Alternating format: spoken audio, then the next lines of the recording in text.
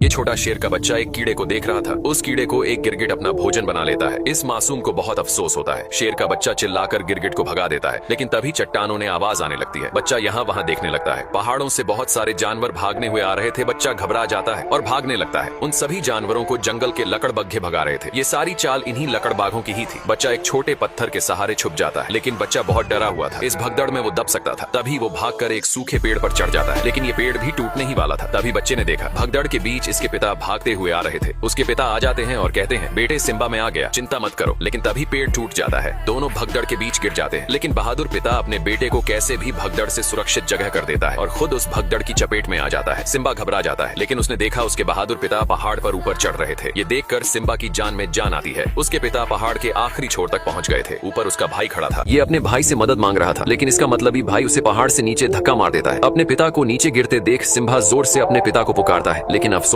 बेचारे सिम्बा ने अपने पिता को खो दिया था। ये नन्हा बच्चा अभी से अनाथ हो चुका था। वो अपने पिता के पास ही सो जाता है। तभी यहाँ सिम्बा का चाचा आता है। ये बच्चे को डराकर भगा देता है। बेचारा नादान बच्चा डरकर यहाँ से भाग जाता है और लकड़बग्घों से कहता है, मार डालो उसे। सारे लकड़बग्घे सिम्बा को पकड़ रहे थे, जिस वजह से सिम्बा पहाड़ से नीचे गिर जाता है। लकड़बग्घों को लगता है कि वो मर चुका होगा। वो यहाँ से चले जाते हैं और यहाँ वही बूढ़ा शेर अपनी चाल चलता है। सिम्बा के परिवार को धमकाकर खुद ही राजा बन जाता है और साथ में लकड़बग्घों को भी शामिल कर लेता है। लेकिन सिम्बा अभी जिंदा था। वो एक नजर अपनी गौरव भूमि को देखता है और यहाँ से चला जाता है। सिम्बा ने अपना घर परिवार सब छोड़ दिया था। इसीलिए कहते हैं कि पिता एक सूरज के समान होता है। अब सिम्बा की जिंदगी में केवल अंधेरा था। वो थक कर जमीन पर सो जाता है। तभी यहाँ कुछ गिद्ध आते। सभी गिद्ध सिम्बा को भोजन बनाने वाले थे, लेकिन तभी कोई सिम्बा की तरफ आ रहा था। वो एक जंगली स्वर था। स्वर सभी गिद्ध को भगा देता है। ये लोग सिम्बा को नहीं जानते थे, लेकिन नेवला उसे देखकर भाग जाता है। क्योंकि वो एक शेर का बच्चा था, सिम्बा को होश आता है। अब सिम्बा यहाँ से उदास होकर जा रहा था, लेकिन नेवला और स्वर सिम्बा के एक अच्छे मित्र बन जाते हैं। उसे हौसला देते हैं। कहते हैं, जिंदगी में हर कोई अपनों को खोता है। इस रीति को कोई बदल नहीं सकता और तुम तो एक बहादुर राजा के बेटे हो। ये सुनकर सिम्बा अच्छा महसूस करता है। वो दोनों उसे अपने जंगल लेकर जाते हैं, जो जंगल बेहद प्यारा था। सिम्बा को ये जंगल बहुत पसंद आता है। सभी जानवर सिम्बा को देख हैरान थी कि आखिर एक शेर का बच्चा हमारा दोस्त कैसे बन सकता है। लेकिन जो भी हो, सब मिलकर रहते हैं और साथ मिलकर भोजन करते हैं। धीरे धीरे सिम्बा अब बड़ा हो चुका था, जो बिल्कुल अपने पिता मुफासा की तरह दिख रहा था। और यहाँ पर सिम्बा के चाचा ने भौकाल मचा रखा था। लकड़बग्घों के साथ मिलकर जानवरों का शिकार कर रहा था। ये एक बेईमान और अपने भाई का हत्यारा था। इनको शिकार करते हुए एक पक्षी देख लेता है और सिम्बा का परिवार भूखा मर रहा था। इनको वो शेर शिकार नहीं करने देता था। तभी वही पक्षी सिम्बा के परिवार के पास आता है और इनको सारी बात बता देता है। लेकिन तभी यहाँ लकड़बग्घे आ जाते हैं, उसे पकड़ने लगते हैं। पक्षी यहाँ से भाग जाता है। सिम्बा का परिवार बेबस और लाचार था। ये लोग कुछ नहीं कर सकते थे, क्योंकि उस हरामी शेर ने इनके ऊपर दबाव बना रखा था। अब सिम्बा की माँ कहती है, ये हमारी गौरव भूमि है, हमें इसकी हिफाजत करनी चाहिए। समय बहुत बलवान होता है, लेकिन नाला शेर से युद्ध करने को कहती है। तभी इनके पास लकड़बग्घा आता है और कहता है, महाराज तुमको बुला रहे हैं। सिम्बा की माँ उस बूढ़े शेर के पास जाती है। बूढ़ा शेर अपने शिकार को खा रहा था और कहता है, कौन सी योजना बना रहा है तुम्हारा डरपोक परिवार।